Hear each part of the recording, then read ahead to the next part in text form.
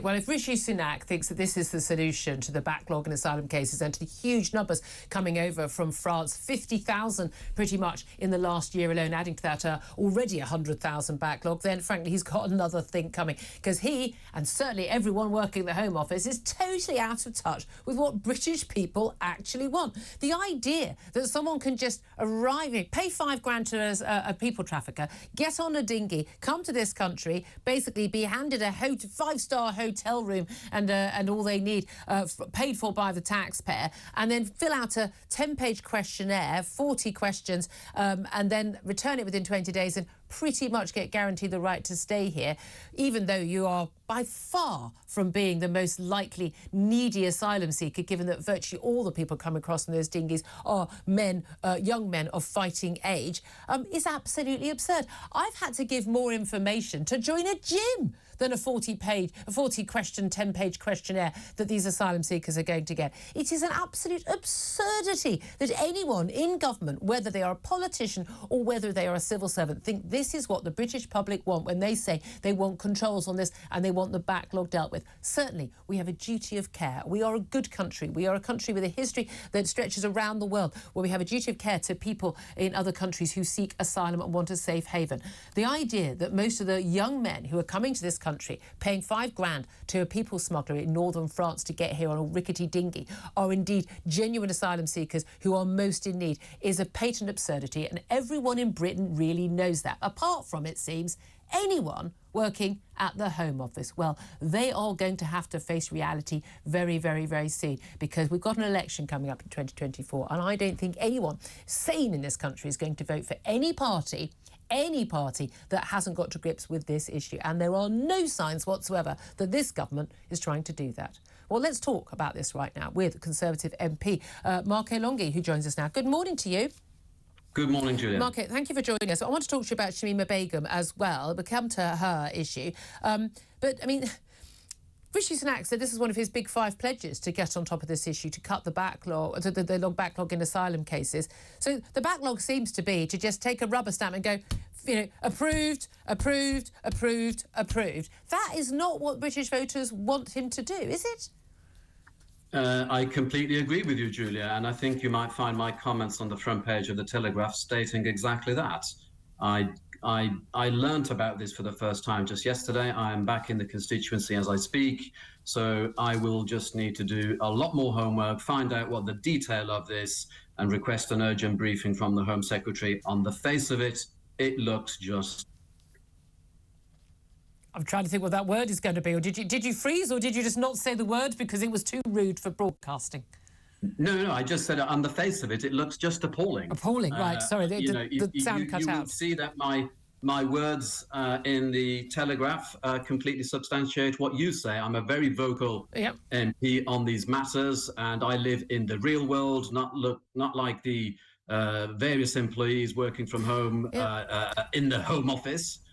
So you're right. I don't disagree with a single word that either you or your previous commentator said. And this is the issue, isn't it? The people working in the Home Office appear to be so completely out of touch with public feeling on this, and not just they think that anyone who's concerned about this issue just must be some xenophobic bigot, as opposed to someone who's got genuine concerns about whether or not we've got border security, whether or not we can afford financially, culturally, in every other way to have 50,000 young men just turning up on our shores, putting them up in hotels. Even if they were allowed to work, we'd still be supporting them with housing benefit and the like. People are struggling, paying their own bills, putting food on the table for their kids, and frankly, they don't want to have these people as their problem. And that is a widespread view, whether you're a Tory or a Labour voter. Completely. It just shows how out of touch the Home Office machinery is. I do believe Suella understands it and gets it, but she has a mountain to climb. Repeated ministers and Home Secretaries have said just how difficult that department is to work with. It's like pushing water uphill. This is a legacy of the Tony Blair years, whereby pretty much anything any government department does is stitched up with legislation that is pro-immigration, pro-illegal immigration, and just just does the wrong thing by the people of this country. Guido Fawkes' website yesterday was reporting an internal document from written by the permanent secretary at the Home Office, outlining the key aims of the Home Office for this year. Didn't mention anything about cutting asylum seeker numbers or backlog. Nothing about cutting the number of people arriving on these boats from France over the Channel. Totally out of touch with the priorities, not only of his democratic paymasters, the people who are actually elected. They're supposed to be a neutral civil service doing the bidding of a democratically elected government, but also out of touch with what voters think. Completely. And as your previous speaker said, you just do not solve a problem by redefining it and by just saying, OK, we don't have that problem anymore because we've just changed the rules. It's just completely wrong, and it just shows utter incompetence. I don't know anyone who thinks that Labour have got a better plan on this. Rishi Sunak did his 5 pledges. We're going to see today, in a couple of hours' time, Keir Starmer, the Labour leader, giving a speech in Manchester, giving his 5 national missions. We'd love to a long-term 10-year plan for various things. Interesting to hear what he has to say. But there is just this general feeling that no one has got a grip on this. No political party's got a grip on this. And yet we've seen latest polls show Labour are up a couple of points in the polls, and Tories down. I mean, well, you're down to about, was it 23% now? I have to say, Julia, that's not what I get on the doorstep. It's not a pretty situation, but it's not what I'm feeling personally in my constituency. What I say to people is, if you think it's bad now, just imagine what it would be like under Labour. And if you choose to vote for any other party, all you're actually doing under our system right now is actually voting Labour in. We all know that the main architect for Remain and for open borders is Keir Starmer. We know that every single value and principle he stands on one day will completely change the next. So you cannot believe a word of what he says. And we know that under Labour, you know, it will be worse. Is it good right now? No, it's not. It's bloody awful, and I'm bloody angry about it. But you need more people like me banging this drum and holding the Home Secretary's feet and the Prime Minister's feet to the fire and making sure that we will achieve change. I can but live in hope. But I keep on pressing this point. We just have to keep trying. We owe it to the people of this country. Let's talk also about Shamima Begum. She lost her latest bid to regain her UK citizenship,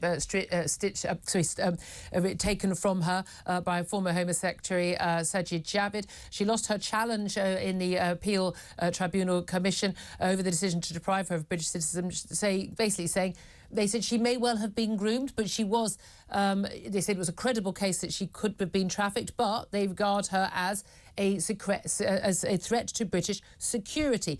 Was it right to strip Shamima Begum, a 15-year-old British schoolgirl who went to join ISIS in 2015, was it right to strip her of her British citizenship? Yes, I do agree with that, Julia, and I know that you don't. But I do believe that the Home Secretary was right in this decision. Not only was it the Appeal Commission's decision yesterday that endorsed what the Home Secretary did at the time, Sajid Javid, but it actually endorsed what the Supreme Court did as well, because what they get to see, Julia, is evidence that you and I don't. And we have to trust people in these positions in government to make those decisions on our behalf.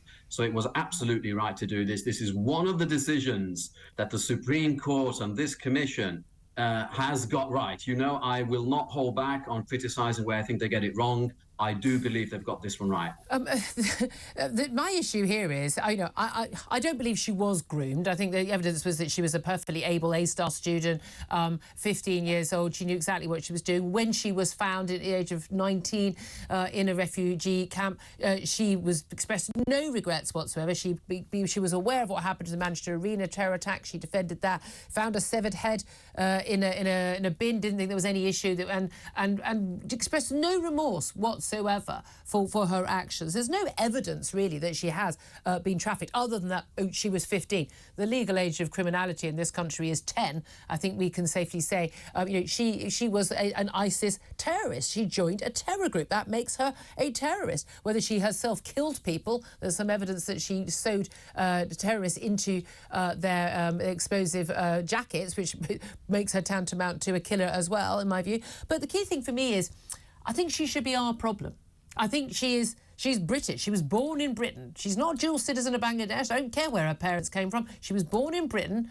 To people living in Britain, she is British. She was raised in this country. She was radicalised here. She's our problem. The key thing is, I believe her to be a national security threat, but I think we should take her back to this country and we should try her and we should imprison her because of the crimes that she has committed.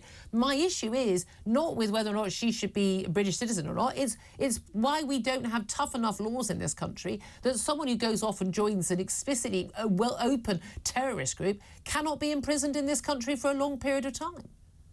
I'm all for toughening up the laws, Julia. And actually, if we look at your point in isolation, I have a lot of sympathy for it. But the bigger picture is that she would almost certainly pose a threat to the people of this country if she were to return. We cannot. No, she's in prison, she wouldn't. But we cannot rely and guarantee that she would actually end up in prison because the burden of proof is to show that she would still pose a threat. And then that relies on the judgment of many another person that I personally would find unappealing and that I could possibly not trust. And the other thing it does as well, Julia, is that it sets a precedent for another 160 odd people who fall into this category who would all come over here, each one costing the taxpayer a huge amount of money as well to keep in our prisons.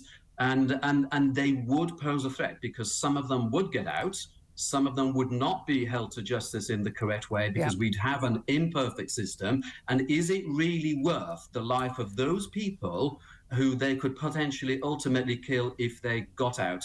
The media, Julia, often dictates the narrative on these situations. I'm sure you will accept that. Look at what the BBC is doing. It's giving her almost celebrity status. Where are the blogs and the podcasts about the families of the victims of the people that she portrayed? Yeah. You know, the Yazidi women who were mass raped at the orchestration of ISIS. Yeah.